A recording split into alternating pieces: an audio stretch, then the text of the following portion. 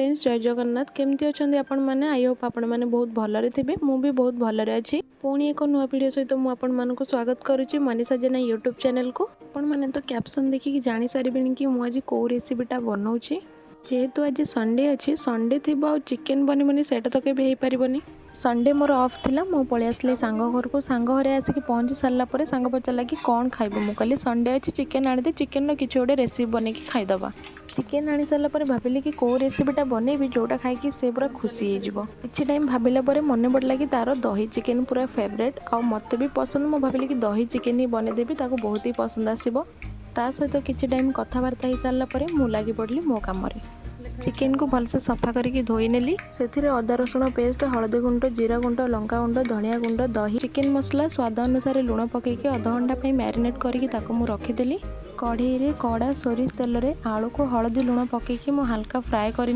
से कढ़ई रे आउ किछि सोरिष तेल देकी कलर पई अल्प चिनी पंचफुटण तेजपत्र पकई सारा पर से अल्प गरम मसलार गुंड पकईदेली काटिकी रखिथिबा पियाज को सब से पकईदेली से पियाजर अल्प टिके लुण देकी ताकू जारिबा जे पर्यंत पियाजटा हमर नरम न होइछि आ कलरटा तार ब्राउन न होइछि पियाज जारी हो सारा पर से टमाटो देकी ताकू भी भलसे आउ टिके भाजी नबा टमाटो जारी होला भितर मु आपण मानकु गोटे छोट रिक्वेस्ट करूची जदि आपण मानकु मो वीडियो भल लागुची then like comment share subscribe करिया पे जमा भी भूलिबेनी और हाँ तले थी बेल आइकन को प्रेस करने तो बिल्कुल भी भूलिबेनी टमाटो जारी हो सारा पर मैरिनेट कर रखिथिबा चिकेन को सब देकी भल से कषि नबा चिकेन को मिनिमम 10 ରୁ 15 मिनट भल से कषिबे घोड़ेकी जे पर्यंत मसलार तेल अलग न होइछि चिकेन 90% कषि हो सारा पर भाजिकी रखिथिबा आलू को देकी आउ टिके कषि नेबे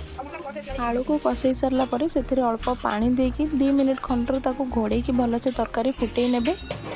तरकारी फुटी सारा पर से धनिया पतर देकी गार्निशिंग करके रेडी करदेवे आमर गर्मा गरम दही चिकेन चिकेन जदि आप रेसिपीटा के बन कि खाई ना निश्चय थे बन कि खाते मत कमेंट सेक्शन में कहे कि रेसिपीटा आपको केमी लगे